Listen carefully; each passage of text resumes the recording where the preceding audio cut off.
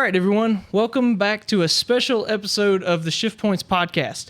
A request that I've got from Dad and from a handful of other people that is on the podcast that we needed to cover more drag racing. In this area, you guys know how important drag racing is to us. You know, you've seen our videos that we put up once a month. You've seen the 55 in the background of all those the videos that we've done so far. So you know, kind of drag racing is really important. And the first racing I was ever involved in or around at all was drag racing. So we were with you. We agreed we wanted to cover more drag racing and do more with it, but we needed to make sure we got the right opportunity. We didn't want to just start kind of covering national events and just kind of giving you stats and different stuff like that. We wanted to be able to give you good stories. That's what it's all about, is about storytelling and to, you know, about the cars, about the people, all that different stuff. So that's what this whole channel is about. Whenever you see us working on cars, it's all about, you know, what it took to get there in certain things. And we wanted to make sure that we did something really important like that with drag racing too.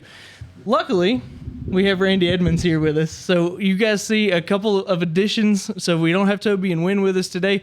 Jackson's here with me. He's going to be kind of backing me up a little bit on this. But I have Dad, which you know because you've probably watched our other videos, and then Randy Edmonds. Randy, can you introduce yourself for us? Randy Edmonds, grew up in Weaverville, North Carolina. Mike and I have been friends since we were teenagers. Yeah. One of our first jobs was at Buck's Stove, and that's where I got to know Mike. I don't know how many people you met because of that job, but there's a lot of them. There's one time it's 600-700 people worked for that company. So I don't think I realized it was that big. Yeah, at one time there's a lot of us worked there, but yeah, we probably met 77, 78, somewhere along there. December 77 is when I went to work there. Yep, that's what I was there. So yeah, you were already there. Doug was already there. But I hadn't been there long. Yeah. So I mean, what kind of like kicked off y'all's friendship? Like, how did you guys? Was it just cars, and was it that, or just like you met that way, or like how did that go? I don't know that answer. We've been welding stoves. Yeah, you just welding stoves. I didn't know if you guys had that kind of connection. You was down the assembly. Well, they had an assembly line at that time, didn't they? Yeah, I started out shrink wrapping stoves. Shrink wrapping. Yeah, I started out shrink wrapping stoves, and then during break time, I'd go over and the guys would teach me a little bit about welding and stuff. I think you were QA, weren't you, at one time? At one time, I think I was. Yeah. But I didn't remember that. I thought you started out welding. I didn't realize you. But anyway, we ended up on that line down there in the old Thompson Howard building, welding. Yep. You was down the line a little ways, I guess. Mm-hmm. Well, I mean, as long as I can kind of remember, Randy's been around. He's always been coming to the shop and different stuff like that. We've been good friends a long time. Yeah, exactly. And recently we've kind of got a connection. You've got a 53 Chevrolet truck? 53 5-window. 53 5-window. So we've got the 55 5-window, and the 53 are really similar. They're not exactly the same, but they're they're pretty similar. And we've had to call Randy quite a bit to ask him about components and parts and what needs to go here and stuff like that. And we've mentioned him a couple times. He was the one we got the battery hold down from. So I don't know if you guys remember us talking about that at one point in one of our videos. But so Randy helps us out quite a bit answering questions. But the big topic that we want to talk about, like I said, Randy is the race director for the Southeast Gassers. And the Southeast Gassers, I would say most people that are watching this, if you're on our channel and you're watching what we do, you have heard of the Southeast Gassers in some capacity. This series has really been growing like crazy in the past probably 10 years or so. They've really ramped up, seems like. We went to some of the early ones. Me and Dad did. It feels like a long time ago now, and like I said, it was probably 8 years ago or something ish. Probably a little longer than that. Even farther than okay. Longer than that. Yeah. So I know, like I said, it's been about that long since we've been doing that. So Randy approached us and said, you know, I want you guys to talk about Southeast Gassers. And as soon as he said that, as soon as Dad mentioned it to me, I was super excited about it. So first off, Randy, like, can you tell us a little bit about Southeast Gassers? Like, how did it start? Where did it come from? We know it's Quayne Stott. Stott? Did I say that? Stott. Yep. Yeah, okay. I always want to say Scott, but it's Stott. No, it is Stott. S-T-O-T-T. Okay. Yeah. Quayne is he is a pro mod champion, and just basically back in 2011. Okay. He got called out, I guess you could say, by Greg Porter with a 56 Chevy called a Night Stalker. Okay. And Quayne ended up with an Anglia, and they met up at Greer, the two cars. About a year later, there was 7 cars. So it grew to 7 cars about a year later. And I'm not sure how many races they had in between that, or where it exactly became Southeast Gassers at, but I think it's around 2012. Quayne called his Anglia the Thriller. Okay.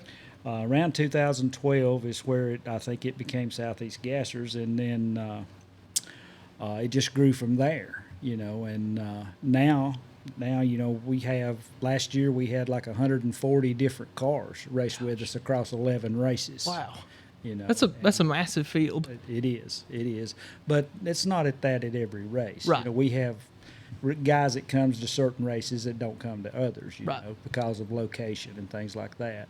But just like talking about the Anglia, that car went on to be Donovan Stott's car called White Trash. Oh, okay. And he won championships with that car. Right. I've seen videos of that car. Yes. Well, now it is out of New York. The Milldantries own it. Milldantry, I hope I pronounced that right. Yeah. They call it the Wicked One. Okay. And he has moved it to B-Gas, and he's ran a few races with us this year, and it's a contender in B-Gas. Right. So you've said a couple times now while you were talking about that, you said A-Gas and B-Gas. So I want to go ahead and preface this to everybody that's listening. So I know about the Southeast Gassers a little bit, but as far as like what we know, me and Jackson kind of know about it is, let's just say that we're at ground zero. We're trying to learn with this as we go. We're super interested and we want to do it and we want to be involved in this. So we're going to start taking lessons right now. So the first thing I'm going to ask about is those classes. So A-Gas, B-Gas, C-Gas. These are kind of historic names. This is kind of what this class went around. So with the Southeast Gassers, how are the rules set up and how are those classes set? The main difference from one class to the other is weight. Okay. Everything is weight to cubic inch. A-Gas is 6 pounds per cubic inch. Okay. B-Gas is 8 pounds per cubic inch. C-Gas is 10 pounds per cubic inch. We also now have an exhibition class that's H-Gas. Okay. And it is Volkswagens, inline 4s, inline 6s. There's different weights in those classes. Okay. It's growing. We could, I think the most we've had is 4 cars at one event.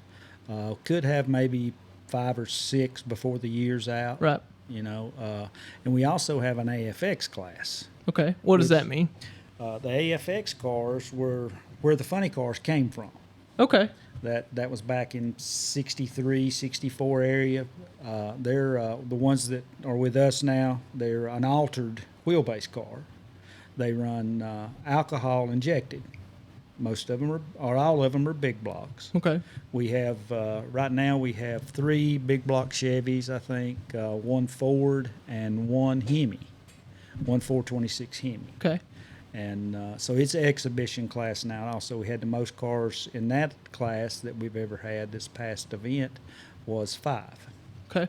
So So and then we also have a super stock class, and it's basically trying to go back to 67 and back on the super stock cars. Okay. 67 and back. So that was the next thing I was about to ask. That so with it, if you guys have not seen the Southeast Gassers and you look up Southeast Gassers on YouTube or wherever and you see some of these cars run, they look a little different than like a pro class nowadays would look. They look kind of classic or older or however you want to say it. But so like that's based off a year, right? You said it's 67. Yes. So everything's kind of based off 67 and back technology or style, I guess is probably the better way to say it. Your Model 2, isn't it? Yeah, that's it. F360s. That's in 67 and back in all the body styles. Okay. In all the classes. Okay. All the classes. Quayne just this past year allowed Camaros to be able to be built in the gas classes. Okay. They were okay in the super stock class already. The H-gas class, you can run the stock A-frame as long as they were original equipment. You can run those in H-gas. Okay. Of course, the super stock cars, they pretty much have to be that or they do have to be that. They have to be A-frame cars, what they came originally from the factory. Okay, understood. And there's height rules in super stock, minimum height rules and stuff and everything there. So, okay, I'm gonna break it down to even the most like the basic question that I guess I could probably ask is like, what is the definition of a gasser? Like, what is a gasser? It's a gas-powered car. Okay, gotcha. Gas-powered car. I mean, a lot of people call different things gassers. If Right. you throw a straight axle under a, Yep. throw a straight axle under a diesel rabbit. Yeah. You know, Right. Yeah. They would want to call it a gasser. Yeah. But, That was what I was curious about. Was if it was something to do with if suspension was where the name came from, or if it was just based off of that alone. So yeah. Okay, that's good to know. It's a gas class is what it was. Okay.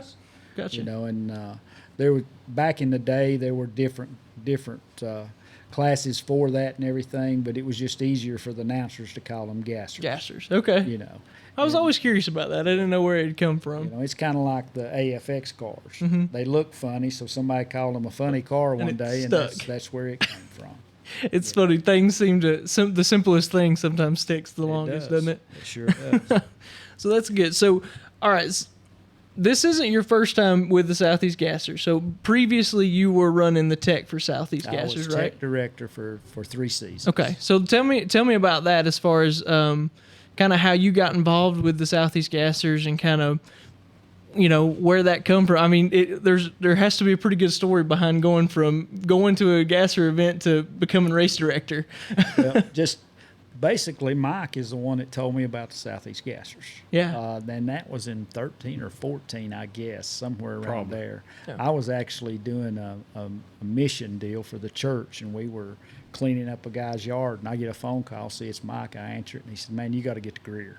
He said, "This is great." That sounds exactly like something you would do. So I couldn't at that time. So the next time they were there, I was there. But in between that time, he called me up one day and he said, "Man, you got to go to YouTube and watch Quayne Stott pull gears in that Willis." Yeah, I know the exact video. And, we probably watched it 1,000 times. And so that's how I got hooked, I guess you could say. Yeah. And then I started going to a few of them here and there. And I guess in 17 is where I went to like 4 or 5. Okay. And that's around the time that Todd Oden came on the scene with, I think maybe he was there in 16, but in 17 he came out with the Double X and he ended up winning what was the D-Gas championship at that time. Okay. At one time they had a D-Gas, and they kind of left room in there. It looked like there was going to be enough for 4 classes.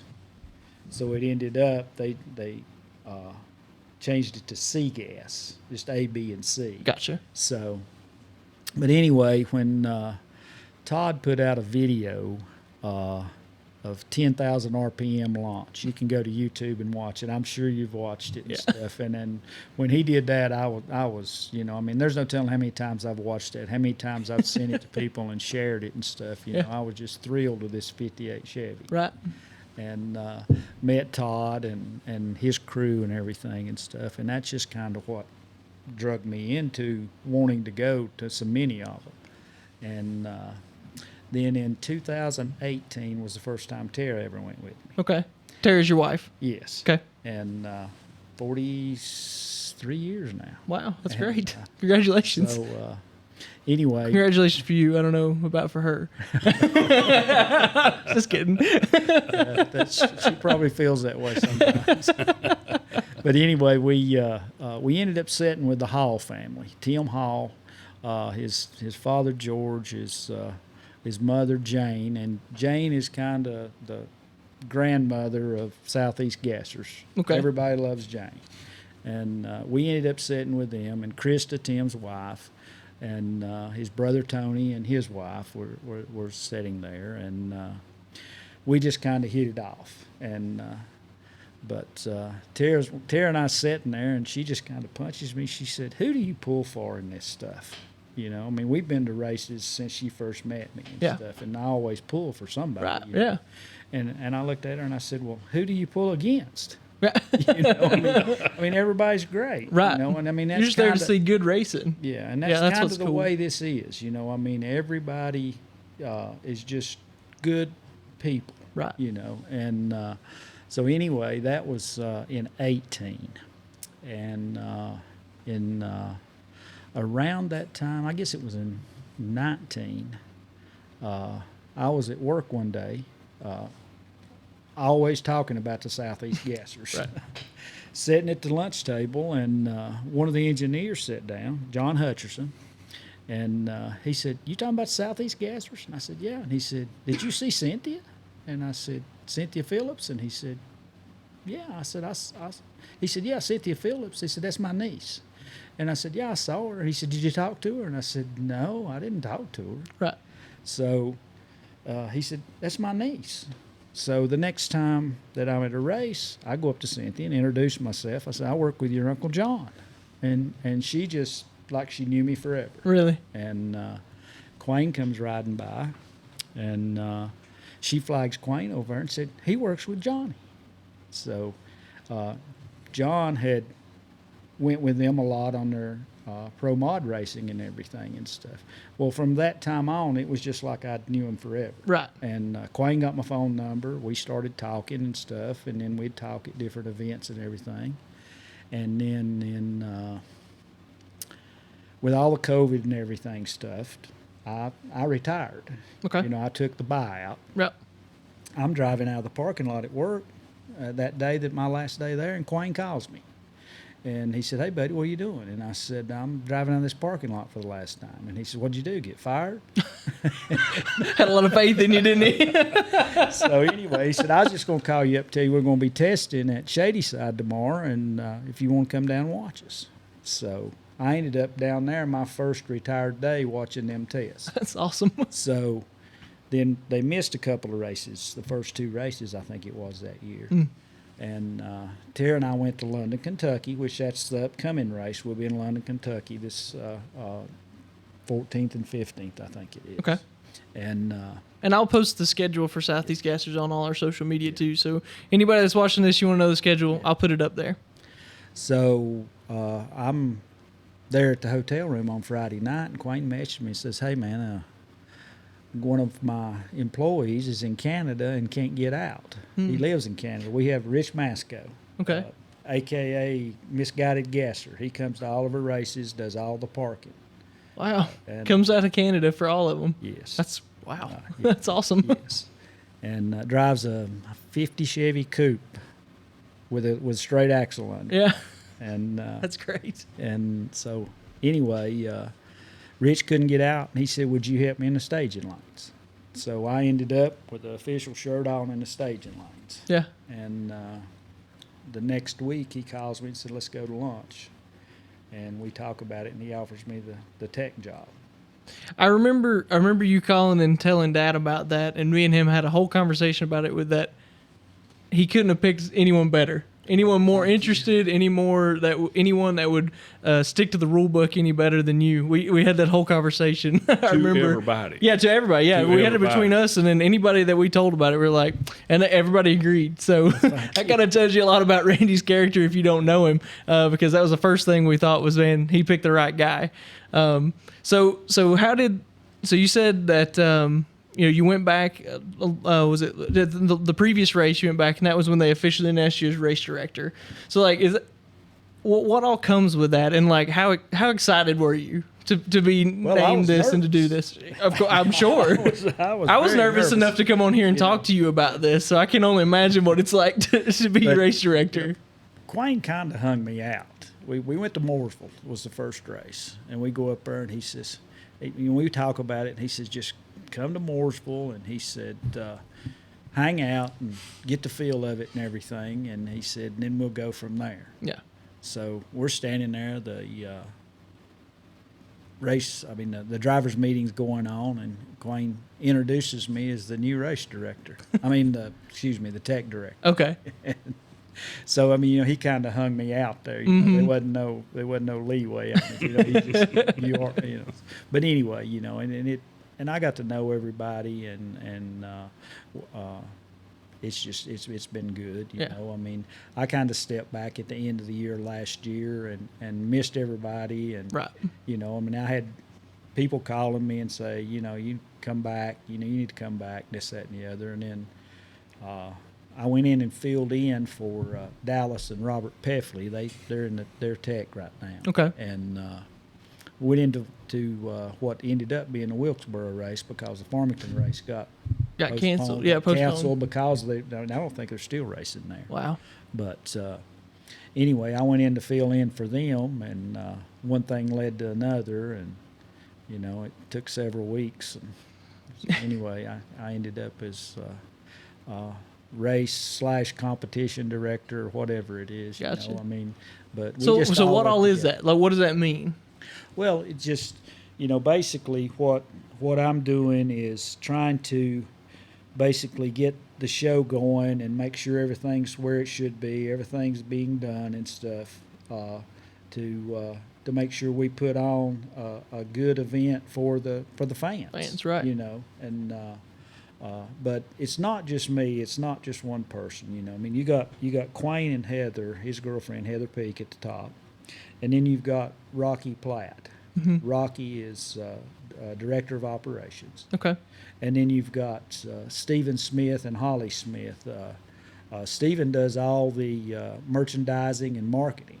Okay. And then you've got Dallas and Robert Peffley. If I just mentioned them a moment ago, they do the tech. And I've already mentioned Rich. Rich Masco is a big part of this. Right. I don't want Rich's job. Rich has got to argue with all these guys coming in with these big haulers after they've been driving for 8 hours or whatever, and he wants them to move an inch, move over an inch, or whatever. But everybody's pretty good about it. And then we got Tom White. Tom White works. Mike's met Tom. He's been down to the shop and met Tom. Yep. And Tom makes sure that we've got scooters and got fuel and got the scales. He hauls the scales to the track, and he's also Quayne's crew chief. Quayne runs A-Gas. Okay. So Tom is a really big part of it. Tom is kind of the unsung hero, in my opinion. Right. And then we've got Chris Smith on the scales. He runs the scales. Christopher Smith, I guess you say. But really the heart and soul of this whole thing is the girls in the tower. Okay. You've got Angelyn. I have drew a blank. It's okay. It happens. It's easy to do when you're sitting right here. Blackwell. And so anyway, Angela is the heart and soul of this whole deal. Right. She does all the ladder sheets. She basically keeps everything in order as far as the race goes. Okay. And then she now has Bonnie Howard, which is Chase Howard's wife, up there, training her, and she's a big help to her up there. But we have a schedule to go by. Our races start at 1 o'clock. Okay. Not 1:02, right. not 1:05. Our races start at 1 o'clock. We have a list of where every qualifying session should end up, all the way to the last. Right. This last race, if you don't have an oil down or anything, we usually end pretty close.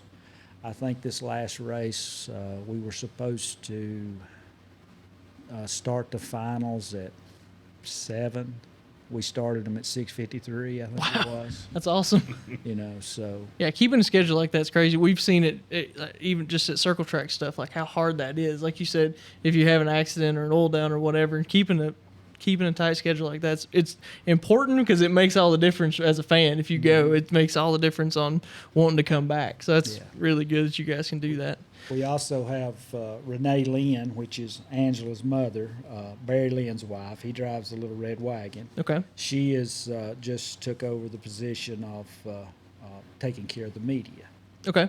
We have a lot of people coming in wanting to take pictures and videos and this, that, and the other. So she's kind of... You got to watch those guys with the video cameras.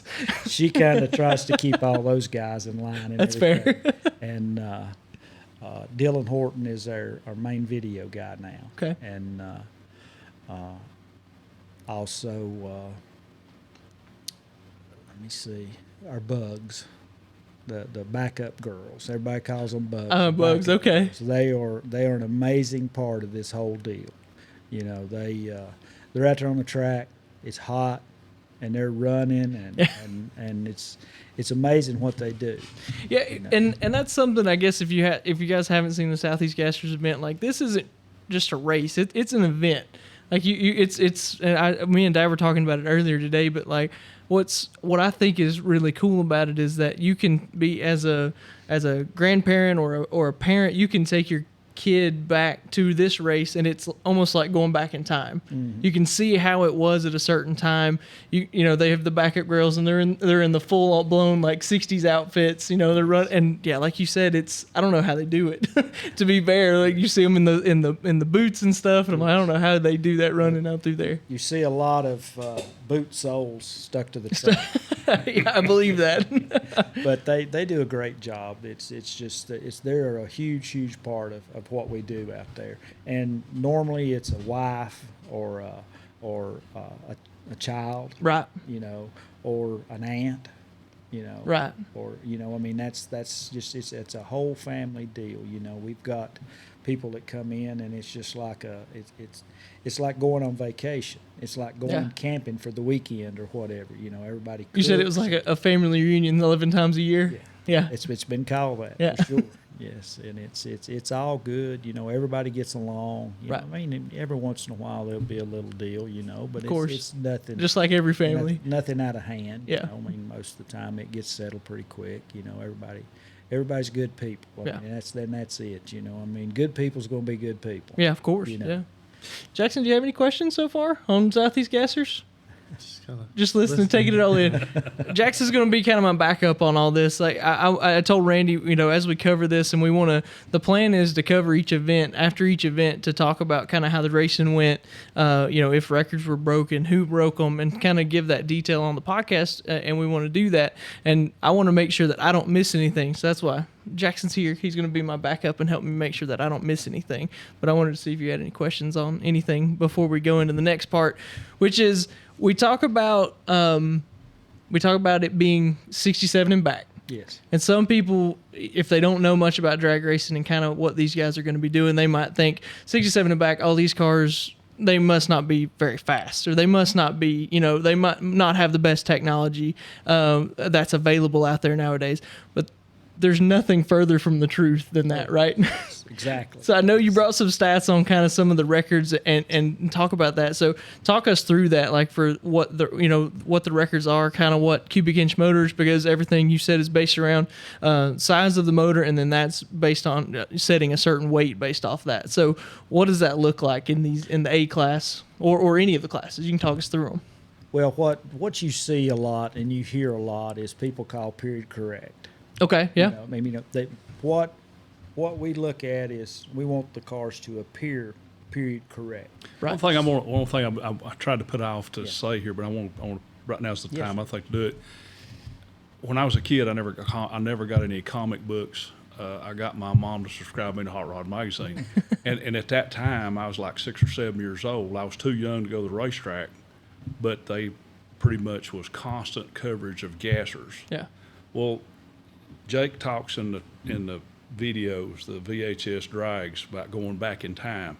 You can truly go down and watch one of these Southeast Gas races, and it's so period correct that it's, if you just kind of don't pay any attention to the haulers, if you just look at the race cars and the situation with the backup girls and all that stuff. All the way down to the paint schemes. Exactly. I mean, everything. Exactly. Yeah. The names. The helmets. Yeah. The helmets. A lot of the guys dress the part.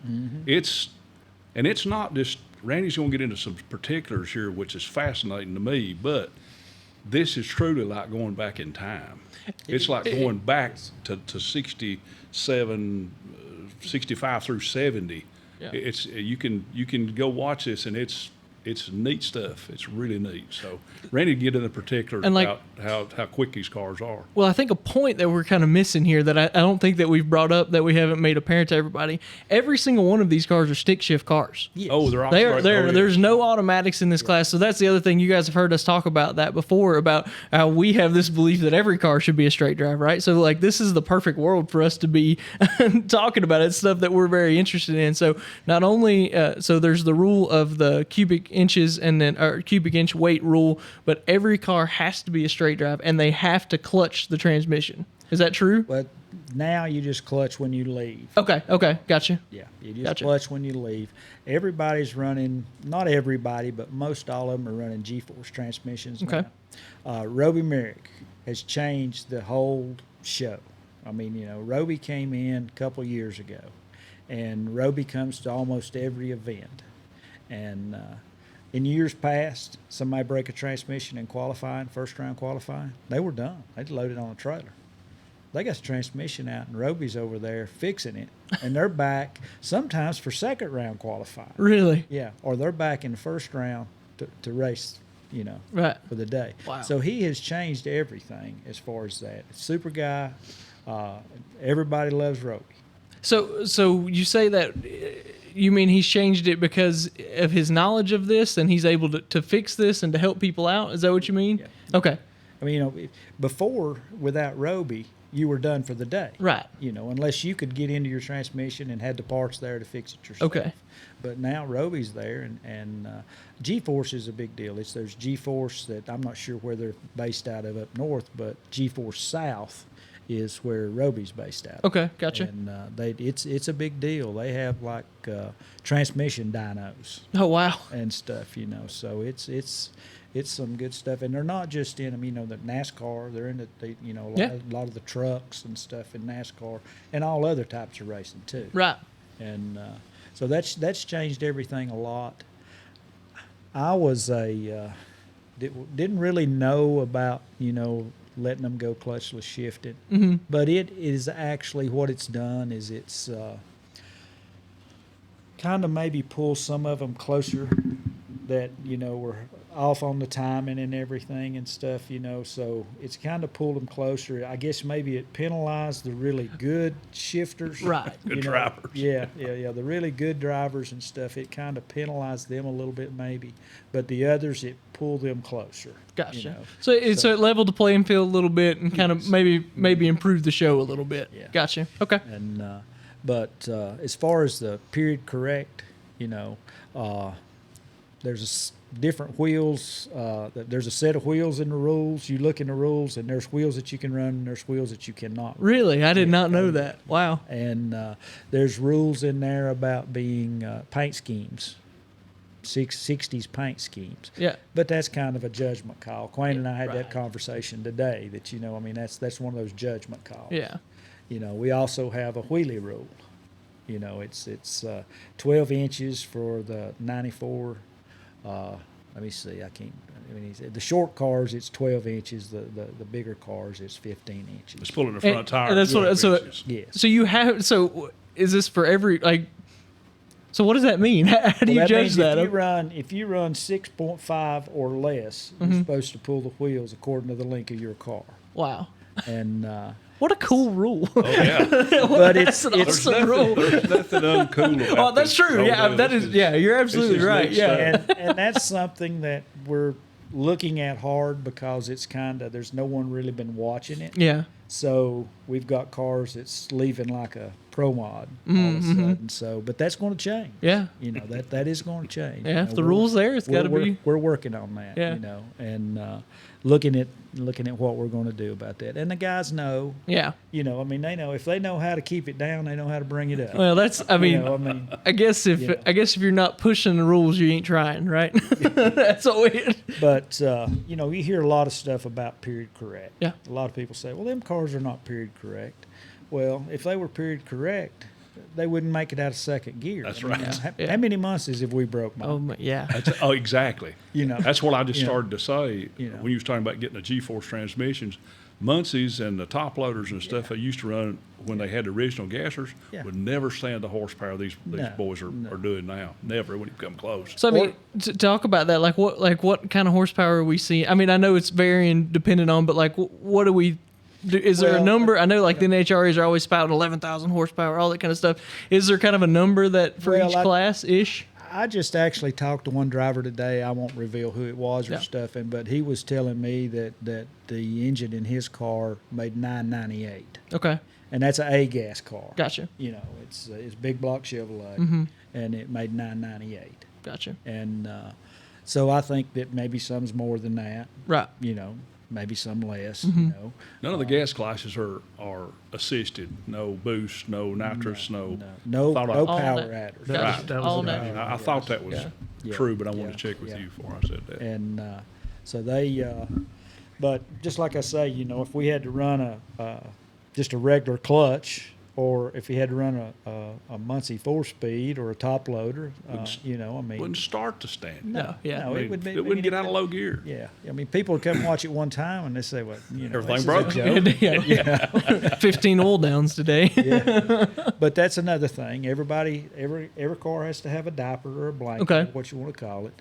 There's rules on what type of third members or chunks you can run. You Right. know, I mean, you can't run something that you found in the junkyard. You know, Right. You know, and so we try to, you know, just like I was said a while ago. I mean, you know, we had these cars. We had 65, 70 cars at the last race. We had no oil downs. Really? Yeah. Wow. We had no oil downs all day, Yeah. you know. So, you know, that says something about the rules package, Yeah. you know. And you will not go on the track without a diaper or a blanket, whatever you want to call it, Right. you know. So that things happen, you know. I mean, Well, I you saw- talked about your schedule. You know, you guys are on a tight schedule, so you gotta enforce stuff like that. So I mean, you know, that doesn't mean that somebody don't blow one above the blanket. We had a car break out the side and blow the motor mount off here a while back gosh. last year, you know, and I mean it dumped a bunch of oil on the track, you Yeah. know. And of course you have things that happen, you know. I mean, we had one that broke a drive shaft a while back, you know, but it didn't put anything on the track, of course. But it, you know, you have a little bit of downtime when Right. things like that happen. You know, we had a car with a flashlight fell out from under it the other day. Get the flashlight out. So. But I mean, there's things like that happen. You know, Right. little things and stuff. But as far as being period correct, it wouldn't be no show if they were 100% Right. period correct. No, that's you fair. know. It's yeah, exactly. It's If all you in the don't- spirit of if you don't go into competition. the And particulars, if you just sit in the stands, look at them old cars, man, it's like going back. Yeah. It is. It really is. Except they're a whole lot faster. Oh, Lot a lot faster. Oh, and it's amazing. You know, we'll go over some of the records that was broke here at this past race. Amazing. because you guys had 3 class records broke at the last we had event. three class records broke. That's really good. And you guys were at where were you We racing were at at? South Carolina Motorplex. Okay. It's Yep. in Orangeburg, South Carolina, Neces, South Carolina. Mm-hmm. Absolutely wonderful facility. Yeah, I've heard it was a really nice place. It is great. They got some new owners there, and this was the first time that we'd been there since the new owners. So I think it's going to be a good one for us Yeah. if we can just get the crowds in there and stuff. Gotcha. You know. But you were talking about what goes on. You know, I'll just kind of start like you would the finals. Mm-hmm. You know, if first cars out in the finals would be H-gas. You know, and that's, like I said, it's an exhibition class, Ford 6 cylinders. And Doug Loudermilk in his Beelzebub Volkswagen, he took the win again. He's won several, you know. I didn't get to talk to Doug to find out any specifics on his car, but he took the win again there. It's, like I said, we need 8 cars for it to be a class. Okay. You know, and looks like they could be 5, 6 before the end of the year, maybe more. There's some really good cars being built. Larry Noel's building an Anglia with I think it's a 277 cubic inch inline Ford. Okay. I think Steve Norwood's doing it. You got Ton Hines from Tennessee that's building a Rambler with I guess it's like the AMC 4-liter engine. He's building it. And like I say, there's several coming. There's a A100 Dodge truck van or whatever you call it, like a little red wagon. Like It's- that? Oh, yeah. yeah, it's Right. it's like the little red wagon, and it's got a 235 cubic inch slant in it, I think. Really? And they had it just showing it off at the last race. They weren't ready to race, but it sounded really good. Gary Smith has been working on the truck, and Gary told me that he had it out in the parking lot and pulled second gear a couple of times, said it put a smile on his face. Doing something right then. Yeah. But anyway, AFX, that's what I was talking about. It's fuel-injected alcohol. And Rocky Platt, which is the son of Houston Platt. A lot of people know that name from being a factory racer for Chevrolet. Okay. Also, his brother was Hubert Platt, and his son Alan Platt, and they were kind of rivals. One Chevrolet, one Ford. The Georgia Shaker was the Ford side, with Hubert driving it, and then you had the Dixie Twister with Houston driving it. Okay. And Rocky first came into this about 8 years ago, and Rocky Platt, his son. Yeah. And then Alan came in a year later, and it was basically those two cars for several years. Then Todd Wimberly got in it in a Falcon that's it's got a Rob Wallen engine in it. That's Lamar Walden's son. And a lot of people, Mike shaking his head over there, he knows who Lamar Walden was. Lamar's a big 409. He's Yeah. he's the man that Yeah. really developed and pumped up the 409 Chevrolets. And Rob still runs one. Does he? He runs a 409 W-based That engine don't surprise me. in a 33 Willys like his dad's old car. Okay. And he has really come on in the last couple of years. They've kind of maybe pulled away from him a little bit recently, but he's there. You know, I mean, he's there. You know, it's not like, but it's a crowd pleaser. That car is. Everybody loves Rob's. It's called Synchronine.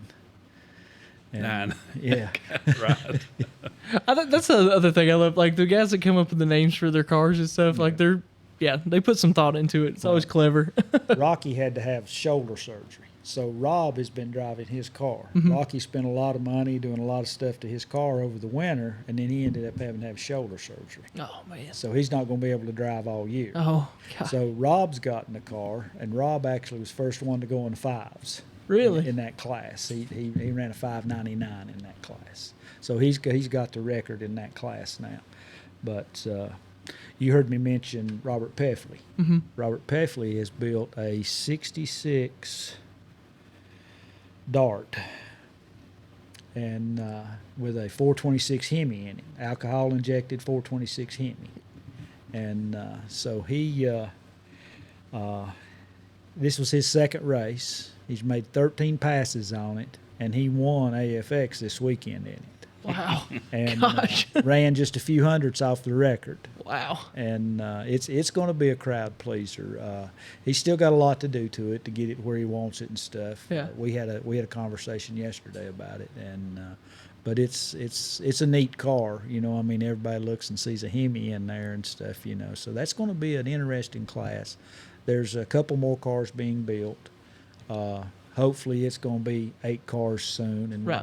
we'll have a real class out there. Robert's out of Clinton, Indiana. He owns a automotive shop and a body shop up there. He actually drove the Dixie Stampede in Superstock. He was part of the development of Superstock. Okay. He and Mike White started Superstock. We lost Mike White a year or so ago to cancer, I think it was. Okay. But Robert was the first champion in Superstock, and he named his car 4-Speed Stampede because he's got a house full of youngins. But I mean, that's another one of those family deals, Right. You know, he's got twins. And all of his kids, 4 kids, I think there's 4 kids. They all come to the track. Everybody knows them. Yeah. And it's a good time with them. But his car has got it's got a factory block. It's a factory 426 block. Wow. With a Dana 60 under it. Really? Yeah. But he is running a G-force in it. Yeah. But then you've got we'll move on to Superstock. Rick Varner. Out of Mooresville or Kannapolis down there. They call him the Dirt Man.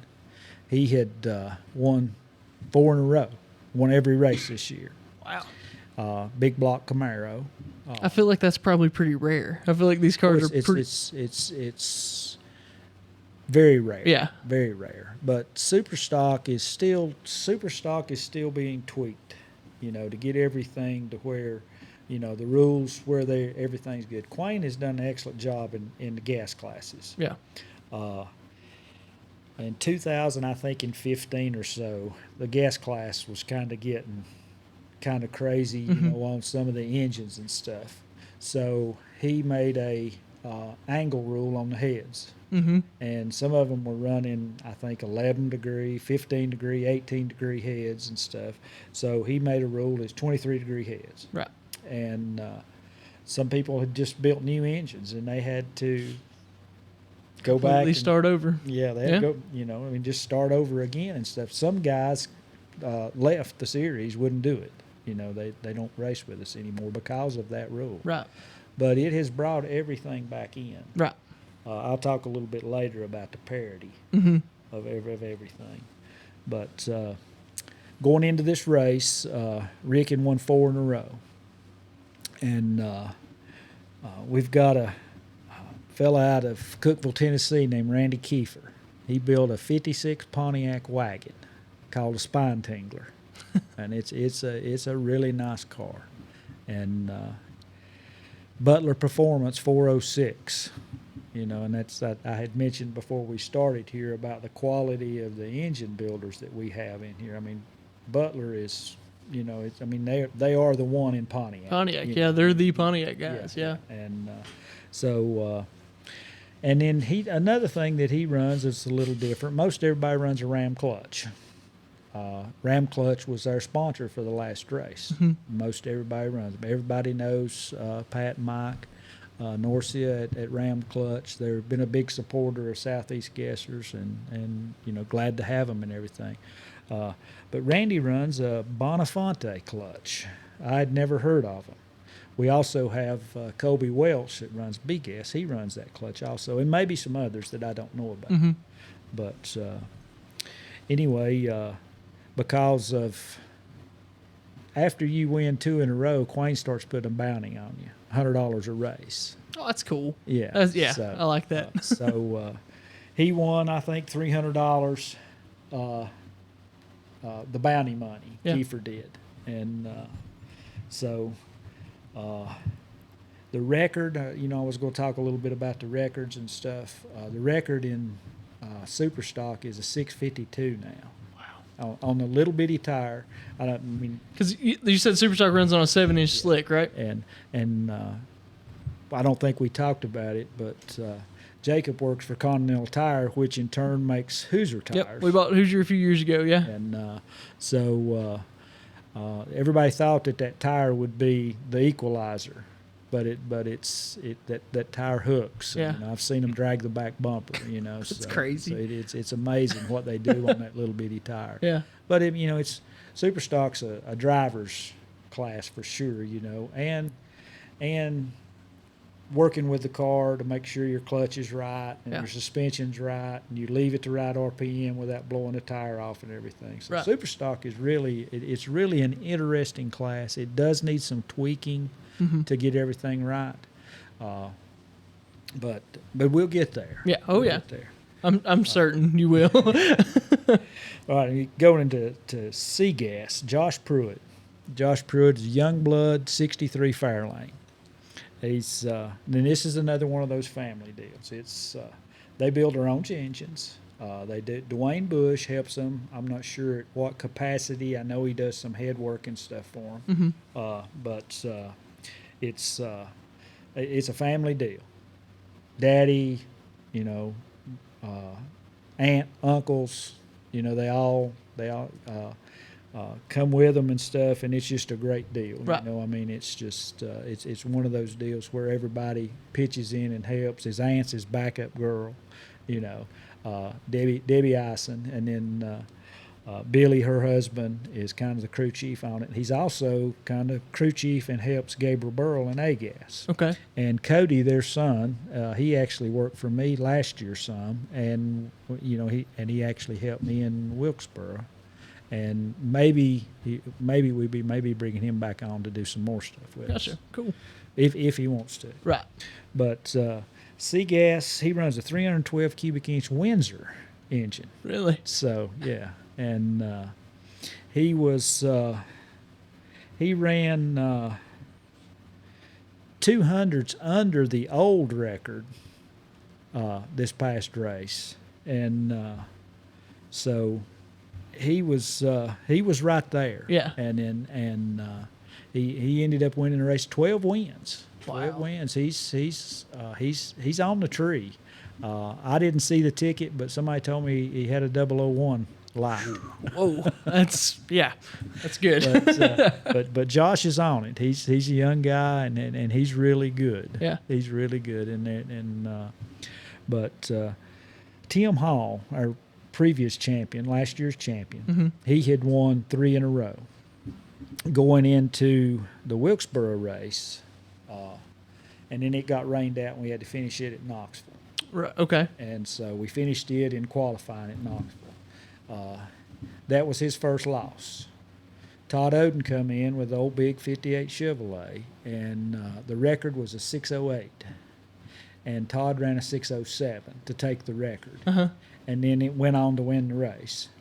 All right, then we go into the Knoxville race. You know, that was the finals in qualifying. Right.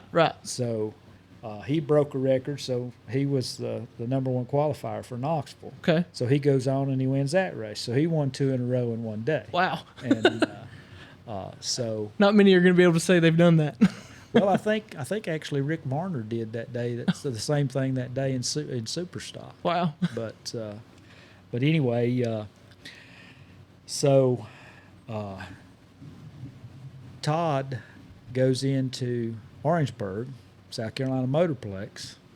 The record's at a 607. He runs a 602, and then backs it up with a 601. Dang. He was on it. Yeah, and but he ended up with Josh Pruitt taking him out, and so Josh won the race, but probably a lot of it was to do with that 001 line. Yeah, shoot, that'd be hard to beat. It's hard to beat that. But you know, heads up first to finish line. You know, I mean, Yeah. it's That's another thing. Yes. Yeah, it's that we really talked cool. about before. heads up That's first to the finish line. on all classes. Every Yes. class, There's no yeah. bracket No racing bracket in this. racing It's at all. It's all heads up. And B-Gas, Ted McKee, Lenore City, Tennessee. Ted runs a 67 Nova, 66 or 67 Nova. I can't remember which it is. But it's built in his basement. Really? Built in his basement. From what they tell me, you couldn't hardly open the door to get in. How small it is, you know. So it's a 319 cubic inch Fulton. Wow. And Ted ran SEGA for a couple of years. Didn't have a whole lot of success there. Didn't win anything or anything. But he comes to B-Gas, and this is his second year in B-Gas, and it's almost like every time he showed up last year, he was winning the race. Really? Yeah. Wow. And so he has won 4 out of 5 this year. Whoa. He's won 4 out of the 5 races this year. And Daniel Haynes, Daniel's another one that's just a family deal. His wife, Mary Beth, that's kind of the main backup girl. And their car's called a Patriot, painted like a flag. Gotcha. She dresses like a flag. Her daughter Reba sometimes dresses like a flag. It's just, that's another one of those great families. Kim Haynes, his brother, and they do, as far as I know, they do their own engine work. And he runs I can't remember what cubic inch Daniel's running, but it's a Windsor-headed motor. Okay. And but he had the record at a 668. And Ted goes in this weekend, and he lowers it to a 566. Wow. And and goes on to win the race and is leading the points. Gotcha. So moving on to A-Gas, Gabriel Burrell, Model A, 30 Model A, 2930 Model A. Yeah. Sedan. Yeah. Yeah. Sedan. Yeah. And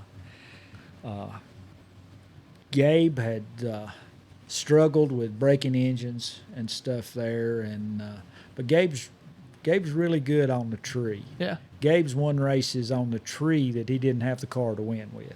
Won a championship in 21, and with not the fastest car. Right.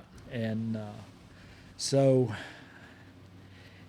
John Causey, anybody that follows Ford racing knows who John Causey is. So they talked John Causey into doing them a small block, and it never did really meet their expectations of where they wanted to be. So they've worked on a big block for quite some time now. They've got it in the car now. It's a 475 cubic inch John Causey big block, and as good as he is on the tree and with a fast car, Gabe's hard to beat. It'll be dangerous, yeah. He's hard to beat. I'll say this in fun. Gabe don't smile a whole lot, but he was smiling a lot this weekend. I kid him about not smiling. It is that gold sedan. I've That's the seen gold sedan sedan. before, but yeah. Called That Southern Fly. That car's fun to watch. It is That car fun to works. Yeah. It does. Even before the big, I hadn't seen it Yeah. run with a big motor, but that car's fun to watch. Yeah, it's a fun car, and that's another one of the family deals. His mom Pam and his dad David, we all cut up and go on and stuff, and his wife Katie. It's another one of those great families, and so his car, just like you say, it works. Oh, yeah. If he can get it down the track, he's going to make a good pass. Right. In the past it's been all over the track, but they've got it dialed in pretty good now. Getting the clutch to work with all this new horsepower and everything, finding out where to leave and stuff. He's doing really well. He is leading the points. I think he's up 3 rounds on Leslie Horn and the Chick Magnet, and I think Gabriel had led the points all the way into Wilkesboro, the finish of Wilkesboro or Knoxville, and Leslie pulled ahead of him. Gotcha. But now, no, he didn't pull ahead of him. They tied. Okay. They were tied. They were tied going into South Carolina, and so now he is three rounds ahead of him, and I think Chase Howard is third. Chase was the winner at Shady Side winner, and the thing about A-Gas is, recently we've only had 13, 14, maybe 15 cars, but half of those are a contender. Right. It's a lot of times, like the mid-pack cars that meet up, it's like a final round. Yeah. In the first round. So you see a lot of that in A-Gas. B-Gas is kind of the same way, but we normally have 20 or more cars in B-Gas. Gotcha. And so, it's just amazing racing. Yeah. It's and What'd you say the record is in A-Gas now? Did you say? it's a 522. 522. Oh my gosh. 522. It was In a straight axle car. Yeah. straight out, Serious. pulling Yeah. gears. Yeah, Yes. exactly. Pulling Yeah. gears. Gears. It's amazing. For quite some time, that record was held by Kenneth Phillips at a 45, I think. This has been a couple years back. For a long time, he had it at a 45. I think Spinny Davis, which is now running Super Stock in a little Falcon, he was our champion in, I may get these dates wrong, it may be 20, and then he retired, and now he's like me, he came back. But he had the record one night for, I think, 1 or 2 rounds. But that's the way it was, Yeah. Like this weekend, Ben Christopher had the record, I think, at 25. Mitch Stott went out and ran a 24. Kenneth Phillips went out and ran a 23. Oh gosh. Gabe went out and ran a 22. But now this is where I was going. The reason I'm doing this is telling you that is the parity there. Yeah. All right, you had Ben Christopher's held that record since Knoxville in the fall last year at a 25 with a Scott Duggins par racing engine.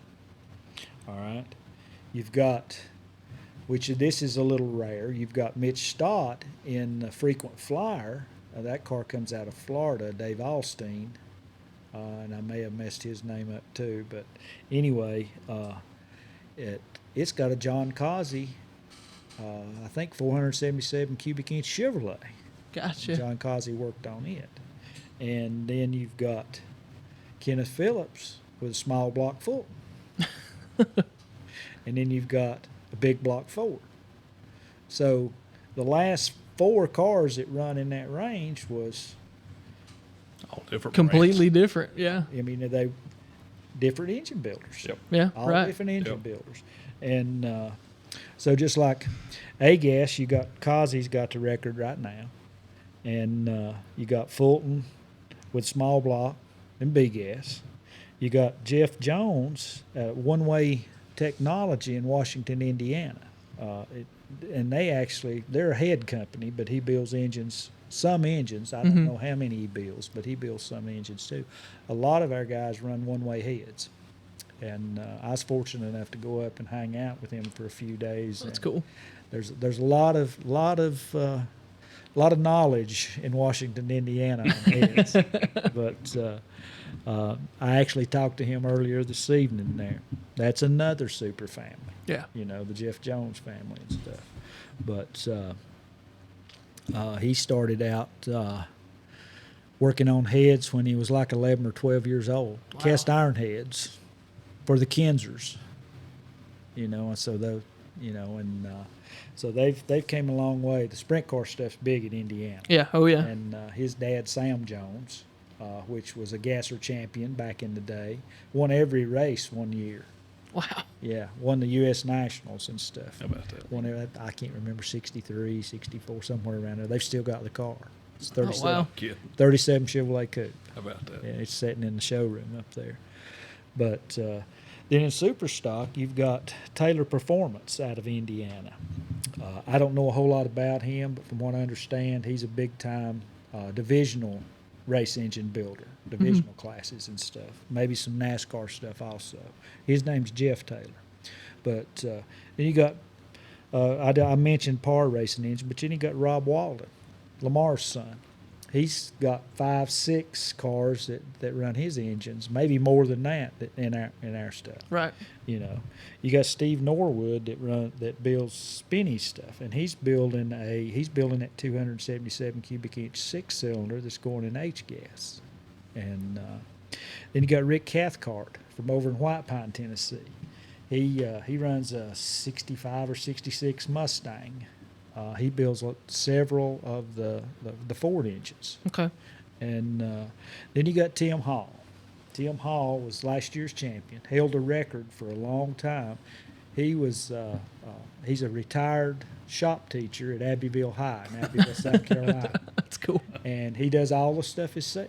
And him and his dad, George, and Tony, I'm sure, is there with him, his brother. And but I mean, you know, and then you've got all these that does their own stuff, like Josh Pruitt, Neil Pruitt, Billy Ison, and them that do all the engine stuff. Dwayne Bush with them, and then you've got Daniel Haynes, and then somebody that I haven't mentioned here tonight is Bill Revels from out in Canton. Bill is coming on. Bill is looking good. He's got a 63 Comet, black, called 63 or 64, called Black Betty. And he was running a par engine in it. Well, no, maybe that par engine was one of Quain's engine.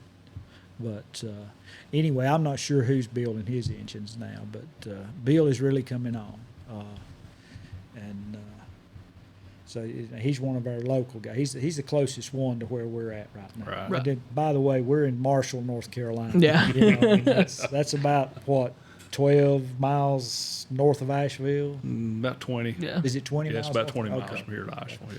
Yeah. So it's pretty cool that we're able to kind of, me and Randy were talking about it. Where we're at is within 3.5 hours of about 8 of the 11 races, seven of them. Yeah. So 7 of the 11 races we're within about 3.5 hours of. So it's pretty cool that we're fortunate enough to kind of be in this kind of the hub of it, really. Yeah, it's actually 10 this year. It's been 11 up until this year. Okay. We cut back one race this year, Gotcha. but it's you know, I mean, if you've never been, you know, it's something to come see. For sure. And be sure you like and subscribe to Shift Point.